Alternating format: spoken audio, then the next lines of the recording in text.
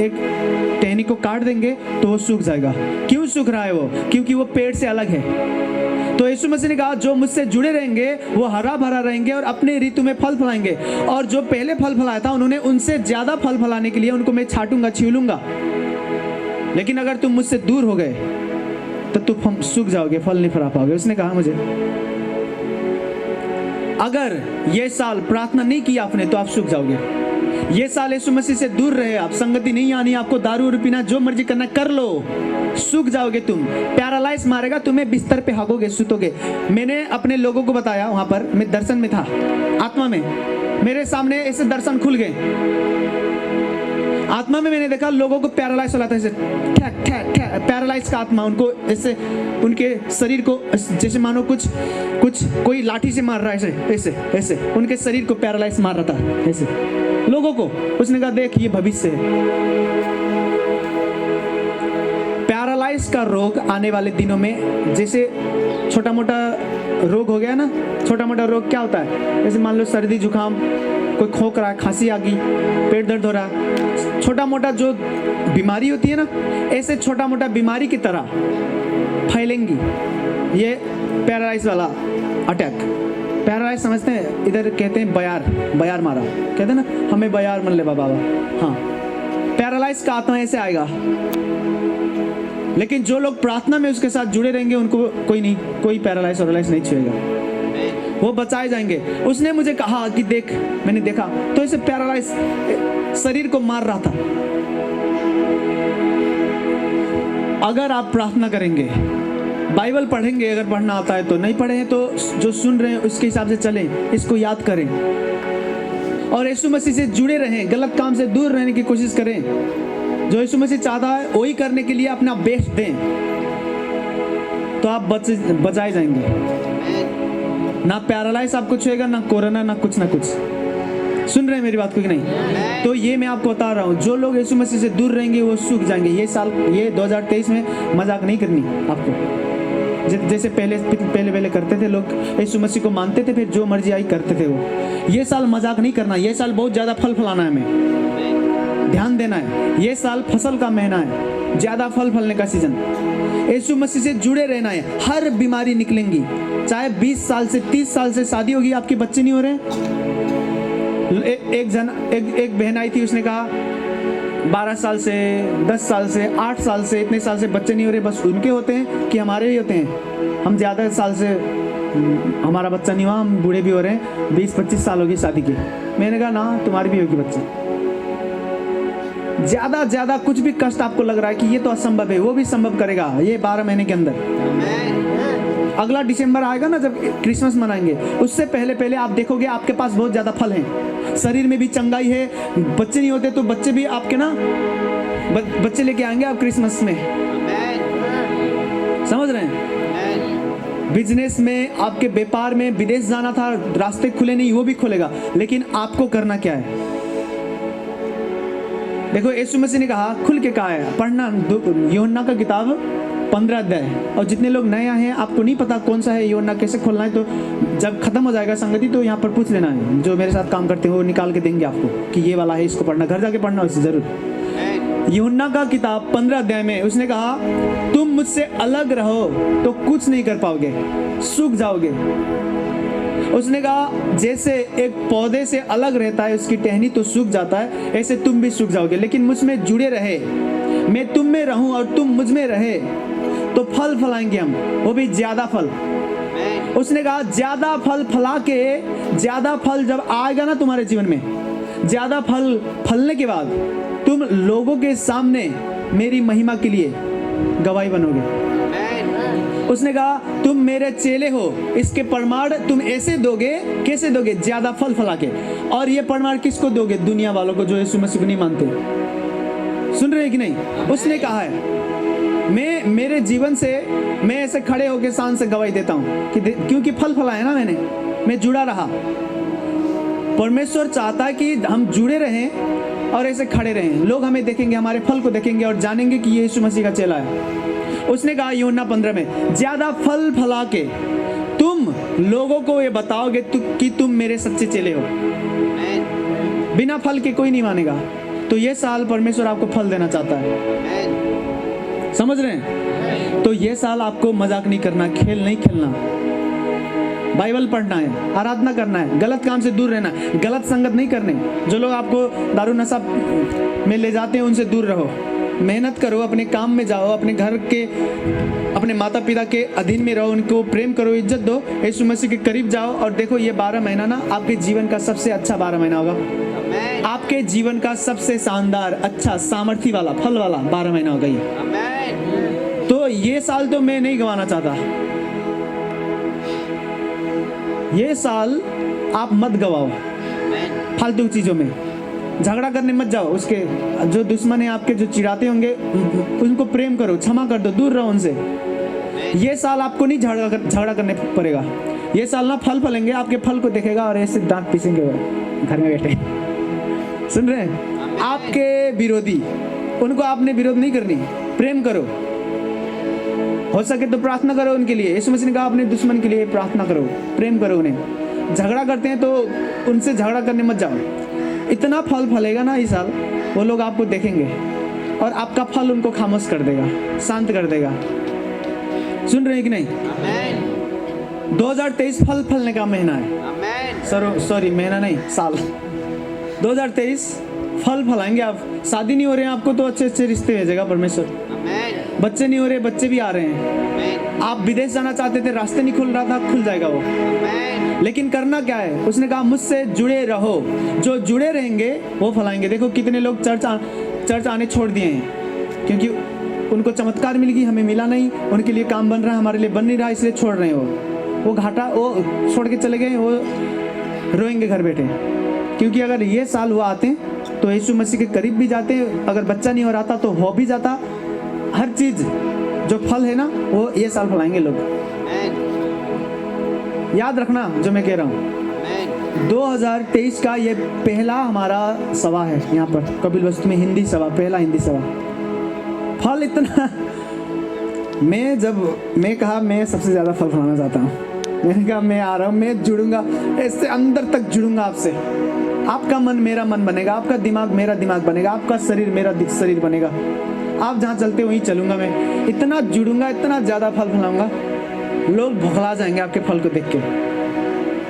समझ रहे हैं? तो ये साल आपने फल फलाना है। करना क्या है? जुड़े रहना है। अब सुनो दूसरी चीज उसने जो मुझे कहा, उसने कहा मैं अपने लोगों में एक ऐसा आत्मा दूंगा और वो पाप को नफरत करेंगे जैसे मैं पाप को नफरत करता हूँ। परमेश्वर ने मुझे कहा, ध्यान से सुनना आपको। दूसरी बात जो परमेश्वर ने मुझे बताया, उसने कहा मैं अपने लोगों को ऐसे आत्मा से भरूंगा, ऐसा स्वभाव, ऐसा कैरेक्टर मैं उनको दूंगा कि वो पाप को नफरत करेंगे जैसे मैं पाप को नफरत करता हूँ।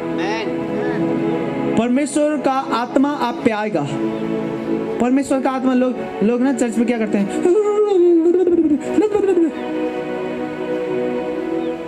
हिलते हैं, कांपते हैं, गिर जाते हैं। हाँ, परमेश्वर का सामर्थ छू रहा है इसीलिए वो होता है। लेकिन परमेश्वर का आत्मा किस लिए हमारे बीच में आना चाहता है? ताकि हम परमेश्वर की तरह बनते जाएं, पापों को छोड़ें। समझ रहे हैं? ये साल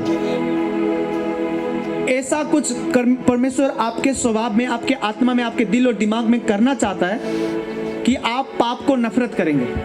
गलत चीज ना आप नफरत करेंगे। पापी को प्रेम करेंगे लेकिन पाप को नफरत करेंगे। वचन में लिखा परमेश्वर पापी को प्रेम करता है लेकिन पाप से नफरत करता है। पाप मतलब जो कोई दारू पी रहा है तो वो दारू पीने की, दारू से नफरत कर रहा है वो, लेकिन वो इंसान से नहीं कर रहा है। उसको प्रेम करेगा, उसको चर्च पे लेके आएगा। तो आपने ये साल तैयारी करना है, जुड़े रहना है प्रार्थना में, आराधना में, बाइबल पढ़ते हुए। आपके अंदर वो सामर्थ आएगा, आप पाप को छोड़ेंगे अगर थोड़ा बहुत भी पाप करते हो तो। और पाप को बस छोड़ेंगे नहीं, नफरत हो जाएगी पाप से। वचन में लिखा परमेश्वर पाप की ओर देख भी नहीं सकता। वचन में लिखा परमेश्वर इतना पवित्र है, इतना ज्योति में रहता है, कहीं पर पाप हो रहे होंगे तो अपना मुंह फेर देता है। वो लिखा है अपने चेहरे को उस ओर करता है जहां पर पाप नहीं होता। अगर यहाँ पर पाप हो रहा है तो ऐसे करेगा वो देखता नहीं। परमेश्वर पिता जो सिंहासन में बैठा है, और उसने कहा मैं मेरी अपनी आत्मा भेजूंगा और लोग ऐसा बन जाएंगे कि वो पाप को नफरत करेंगे।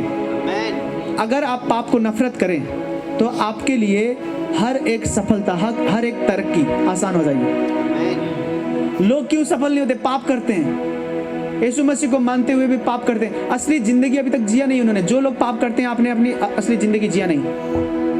60 साल के हो गए, 50 साल के हो गए, पाप कर रहे हैं, आज तक आपने अपनी असली जिंदगी नहीं जिया। मरने वाले हो आप, बूढ़े लोग, लेकिन पाप में हो तो अब आज तक जो जीवन परमेश्वर आपको जियाना चाहता है वो आज तक आपने जिया नहीं। असली जिंदगी लोग तब जीते हैं जब वो पाप से दूर रहते हैं और पाप को नफरत करते हैं। मरने लग गए बूढ़े हो गए, कितने साल जिएंगे, मर जाएंगे, लेकिन असली जिंदगी जिया नहीं अभी तक। स्वर्ग में जब न्याय होगा परमेश्वर बोलेगा तूने वो जिया नहीं जो मैं जियाना चाहता था तुझे। जो जीवन मैं तुझे देना चाहता था वो जीवन तो पाया नहीं तूने, बस बाइबल लेके तकिए के नीचे रख के सोया रहा। एक दिन न्याय होगा हम सबका स्वर्ग में। वो बोलेगा जो जीवन में तुझे देना चाहता था वो मिला नहीं तुझे। जब मेरी मन की इच्छा पता क्या है? जब हम मर जाएंगे, उसने कहा न्याय करूंगा मैं सबका। जब न्याय होगा, न्याय में से एक सवाल परमेश्वर ये भी पूछेगा कि तूने वो जीवन जिया जो मैं तुझे देना चाहता था।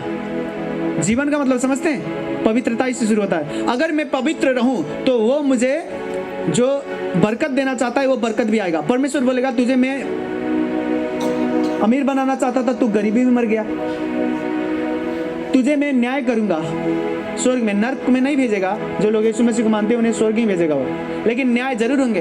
परमेश्वर के सामने डरना और कामना जरूर पड़ेगा। वहां पर उसके सामने क्लास लिया जाएगा आपका। जो धरती पे होता है ऐसा नहीं, उसके एक आवाज निकलेंगे ना, थरथराने लगेंगे आप। जब पिता बात करता है ना स्वर्ग वाला, आपको लगेगा आप मर जाएंगे उसकी आवाज सुन के। वो इतना पवित्र है, आपको लगेगा आप टूट जाएंगे, शीशा की तरह बिखर जाएंगे ऐसे। आपका शरीर भी टूट जाएगा। आपको ऐसे लगता है जब पिता बात करे, यीशु मसीह का पिता जब वो बात करे, तब उसके सामने खड़े होके वो क्लास लेगा हमारी। बोलेगा मैं तुझे अमीर बनाना चाहता था, तू बना क्यों नहीं? और वो बोलेगा क्योंकि तू पाप में था इसीलिए तू अमीर नहीं बना। जो जिंदगी परमेश्वर आपको देना चाहता है वो जीना चाहते हैं तो पवित्रता ही आपका पहला डिसीजन होना चाहिए कि मैं गलत काम से दूर रहूंगा। अगर गलत काम होते भी हैं तो पश्चाताप करते हुए, रोते हुए फिर वापस आ जाऊंगा तुरंत। पापों में समय नहीं बिताऊंगा। अगर जानबूझ के अनजाने में भी हो जाए पाप तो क्षमा मांग ले, पश्चाताप करें और वापस आ जाए। आज तक कितने विश्वासी हैं सबसे ज्यादा दुनिया में यीशु मसीह को मानते हैं? सबसे बड़ा धर्म यीशु मसीह को मानने वाले लोग सबसे ज्यादा है दुनिया में। लेकिन जब मर जाए ना तो आधे से ज्यादा लोग बिना वो अपनी जिंदगी जिए मरेंगे। जो जिंदगी परमेश्वर देना चाहता था वो तो मिला नहीं उन्हें। परमेश्वर बोलेगा क्या, कैसे मरा तू? कुत्ते की तरह, कुत्ते की तरह जिया भी, कुत्ते की तरह मरा भी। परमेश्वर बोलेगा एक दिन ये स्वर्ग में, वो कहेगा देख मैं तुझे चंगाई देना चाहता था, तूने चंगाई पाया क्यों नहीं? मैं तुझे बच्चा देना चाहता था और तेरा बेटा नबी होता, तेरा बेटा पास्टर होता, तेरा बेटा बहुत सामर्थ्य पाता और दुनिया को हिलाता, लेकिन बच्चे नहीं मिले तुझे। प्रार्थना किया नहीं जितना करना था तुझे, पवित्र हुआ नहीं उतना जितना पवित्र होना था। एक दिन न्याय होगा हम सबका स्वर्ग में। अगर हम वो जीवन चाहते हैं जो वो देना चाहता है तो पहली चीज जो हमें करना है ना, पाप से दूर रहना है। समझ रहे कि नहीं? अपने आप को कंट्रोल करना है। जो अपने आप को कंट्रोल करे, परमेश्वर कैसे न्याय करता है देखा?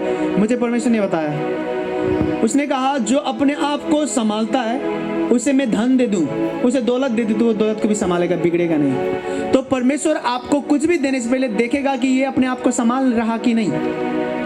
अगर आप अपने आप से ना लड़ो, अपने आप को ना संभालो, दारू पीने की मन कर रहा है लेकिन आप बोलोगे नहीं नहीं पीना, मैं अपने आप को संभालूंगा, दूर रहूंगा, तो वो परमेश्वर आपको दौलत देगा, धन देगा, क्योंकि वो जानेगा कि ये अपने शरीर को संभाल रहा है, अब धन को भी संभालेगा। लोग क्यों गरीबी में मरते हैं? क्योंकि वो संभालते नहीं अपने आप को, तो धन को कैसे संभालेंगे? बिगड़ जाएंगे और भी ज्यादा अमीर होने के बाद। अपने आप को संभालो। कुछ बोलने की मन आ रहा है आपको, गाली देने की, लेकिन गाली नहीं दे रहे हो आप, कंट्रोल कर रहे हो। वो देखेगा, बोलेगा हाँ ये संभाल रहा है अपने आप को, क्योंकि ये अपने आप को संभाल रहा है, इसे मैं बरकत दूंगा और ये बरकत भी संभालेगा। संभालो अपने आप को। क्या बोलते हैं, क्या देखते हैं, क्या पीते हैं, क्या खाते हैं, संभालो अपने आप को। समझ रहे हैं? जो अपने आप को संभालते हैं वो आशीर्वाद बरकत जब मिले वो भी संभाल सकते हैं। सुन रहे हैं कि नहीं? तीसरी चीज ये मैंने आपको बता रखा है, क्रिसमस के दिन जितने लोग आए थे। तीसरी चीज आपको मैंने बताया कि घोर अंधेरा छाया था परमेश्वर ने मुझे दिखाया आत्मा में घोर अंधेरा छाया था, काला डरावनी अंधेरा आत्मा में। ये रात की बात नहीं कर रहा कि रात हो गई जी बहुत घोर अंधेरा ना। परमेश्वर ने कहा देख, मैंने देखा। उसने कहा ये अंधेरा बीमारी की है, बीमारी का घोर अंधेरा छाएगा, लेकिन मेरे लोगों में मैं अपनी ज्योति को चमकाऊंगा और दुनिया के लोग उस ज्योति में आएंगे। मैंने आपको ये बता रखा है क्रिसमस जब हम सेलिब्रेट कर रहे थे यहाँ पर कि आपको ज्योति में चलना है। तीसरी बात ये है, आपको ज्योति में चलना है ताकि जब वो बीमारियां आए आपको छू भी ना पाए।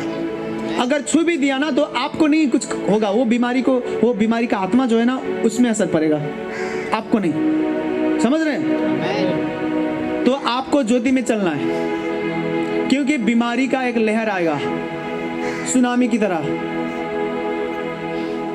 और मैं आपको बता रहा हूं, हमेशा ये वाला कोरोना मत सोचो कि कोरोना आया दुनिया हिला। कोरोना कुछ भी नहीं था, समझ रहे हैं? जितने लोग कोरोना से नहीं मरे उससे ज्यादा लोग वो कोरोना वाला जो वैक्सीन था वो लगाते लगाते मर गए हॉस्पिटल में। कोरोना उतना डरावनी बीमारी नहीं है जितनी अभी ये न्यूज और मीडिया बताते हैं। समझ रहे हैं? जिसको कोरोना हुआ जब हॉस्पिटल में गए तो वो रिसर्च कर रहे थे कि चलो देखते हैं क्या पता ये वैक्सीन से ठीक हो जाए, तो वो रिसर्च करते हुए वैक्सीन लगा रहे थे। उनको नहीं पता कि ये ठीक होगा कि नहीं। वैक्सीन से कितने लोग मर गए, रिसर्च कर रहे थे कि हाँ काम करेगा, नहीं कर रहा तो दूसरे लगाते हैं, काम करेंगे। चेक करते करते लोग मर रहे हैं। वैक्सीन वो पचा नहीं पा रहे थे, इम्यूनिटी पावर था नहीं उनके अंदर। तो कोरोना से ज्यादा डरावनी बीमारी आएंगी दुनिया में, और हम करेंगे क्या? हम बोलेंगे यीशु के नाम से निकल जा, शान से इसे जेब में हाथ रख के। दुनिया डर रही होगी, हम हंसेंगे इसे, बोलेंगे अच्छा चलो इधर आओ, मेरे ज्योति में आओ। यीशु मसीह ने क्या कहा? उसने कहा घोर अंधेरा जब धरती में छाएगा मैं तुम्हें ज्योति दूंगा और उस ज्योति में वो आएंगे। अगर आप ज्योति में चलने वाले हो तो उस दिन जब आने वाला टाइम में जब बीमारियां फैलेंगे, कोरोना वोरोना भूल जाओ, अभी भी न्यूज आ रहा है कोरोना कुछ भी नहीं है। ये अभी कोरोना आ रहा है जी, इंडिया में आ गया, यहाँ पर आ गया, ये कुछ नहीं है, ये कुछ नहीं है। कोरोना डरावनी रोग नहीं है। डरावनी रोग वो है जो आने वाले दिनों में आएंगे, और ऐसे बता के नहीं आएंगे कि भाई कोरोना आ रहे हैं इसको लॉकडाउन करो या तो ये करो ना। बीमारी बहुत ज्यादा फैलेंगे, लेकिन उस वक्त आप शान से जेब में हाथ रखोगे और बोलोगे यीशु के नाम से बीमारी की आत्माएं निकल जाएं, हर एक इंसान से निकल जाए जो मेरी ज्योति के अधीन में आएंगे, जो मेरे करीब आके यीशु मसीह के प्रचार को सुनेंगे, उनके जीवन से बीमारी की आत्माएं निकल जाए। आप बस इतना आसानी वाला साधारण वाला प्रार्थना करोगे और वो आपके ज्योति से वो बीमारी का आत्मा उनको छोड़ के जाएगा। आपको तो लगेगा भी नहीं, लेकिन आप ज्योति में नहीं रहते तो मर जाएंगे आप, क्योंकि यह दुष्ट आत्मा वाली बीमारी है, अंधेरा वाला, पाप बढ़ने के कारण। लेकिन जो ज्योति में रहते हैं, जब अंधेरा छाता है तो सब लोग कहाँ देखते हैं? कहीं पे कोई लाइट जला दे तो उसी को देखेंगे ऐसे करके, सबकी आंख उधर ही मुड़ेगा ऐसे, है कि नहीं? अगर चारों ओर लाइट गया है, एक ने घर पे इन्वर्टर लगाया है, बस उसी के घर में बत्ती जल रहे हैं, तो गांव भर के लोग देखेंगे ऐसे कि हाँ वहाँ पर। आपकी आंख परमेश्वर ने ऐसे बनाया है, यहाँ तक कि बच्चे भी जिसके दिमाग अभी खुले भी नहीं है, उनको लेटा भी दो अगर इधर लाइट है तो ऐसे देखेंगे, पता कि नहीं? जहाँ पर भी बत्ती लगे ऐसे आंख छड़ के करके देखेंगे ऐसे। परमेश्वर ने ऐसा बनाया है हमारे शरीर को, हमारे आंख को, जहाँ पर ज्योति होते हैं हमारे आंख वहीं पर जाता है। तो आने वाले दिनों में अगर आपने ज्योति धारण कर ली, परमेश्वर के करीब जाते जाते उसके ज्योति आपने पा ली, तो आने वाले दिनों में जब धरती पे अंधेरा छाएगा सब लोग आपको देखेंगे, क्योंकि सब और अंधेरा है, आप ही में उजाला है। सब बीमार पड़ रहे हैं, आप तो अच्छे से हंसे खिले खुशी खुशी चल रहे हैं। वो बोलेंगे क्या हुआ जी? आप बोलेंगे ज्योति में रहता हूँ मैं, तू मेरे अधीन में आजा, मैं तुझे भी ज्योति बताऊं। वो भी आएगा आपके पास, आप उसे ज्योति की मार्ग बताओगे और आपके कारण वो चंगाई पाएगा। लेकिन पहले आपने करना क्या है? आपको खुद ज्योति में रहना है। सुन रहे हैं? ये तीसरी बात थी। चौथी बात सुनना,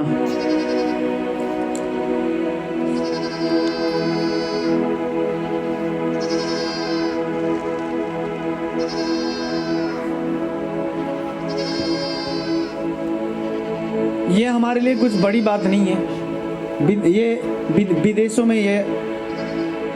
विदेशों में उनको लगेगा ये बड़ी चीज़, हमें नहीं। जो लोग अब क्या होगा, जैसे जैसे परमेश्वर की सामर्थ बढ़ता जाएगा, अधिकार और सामर्थ बढ़ता जाएगा, कितने लोग ऐसे होंगे आपके आसपास जो और भी ज़्यादा विरोध करेंगे आपको, चर्च को। बोलेंगे ये कौन सा धर्म है, जो अभी बोल रहे हैं ना इससे ज़्यादा विरोध करने लगेंगे। लेकिन हमें कुछ नहीं फर्क पड़ता है कि नहीं। विरोध होता है तो है, लेकिन विदेश में विरोध नहीं होता। विदेश में वहाँ पर विरोध नहीं होता। कितने देशों में आराम से कुछ भी करना चाहते कर सकते हैं, लेकिन वहाँ पर भी विरोध होने लगेगा तो उनको असर करेगी थोड़ा बहुत। उनको आदत नहीं है ना, समझ रहे कि नहीं। तो विरोध होगा। आप चर्च आएंगे तो कितने लोग आपको चिढ़ाएंगे, चर्च आएंगे तो कितने लोग चिढ़ाएंगे, कोई किसी को क्या कहेगा, किसी को क्या कहेगा। लेकिन जितना भी विरोध हो, परमेश्वर को प्रेम करते रहें, उसके करीब आए। समझ रहे हैं। लोग ऐसे कट्टर लोग खड़े होंगे। कट्टर लोग, कट्टर मतलब अपने अंदर और भी नफरत पैदा करेंगे। वो सरकार ने इजाज़त दी रखी है कि किसी को कोई भी धर्म मानना है मान सकता है, किसी को कोई भी जगह पे जाके कुछ भी करना है कर सकता है, किसी भी धर्म हो। चाहे प्रार्थना कराए, चाहे मंदिर पे जाए, चाहे मस्जिद पे जाए, अपनी इच्छा है जा सकता है। सरकार ने अनुमति दी है। लेकिन फिर भी गांव कहीं गांव में, कहीं मोहल्ले में ऐसे लोग खड़े होंगे, ग्रुप, जो यीशु मसीह को मानने वाले लोगों को थोड़ा विरोध करेंगे।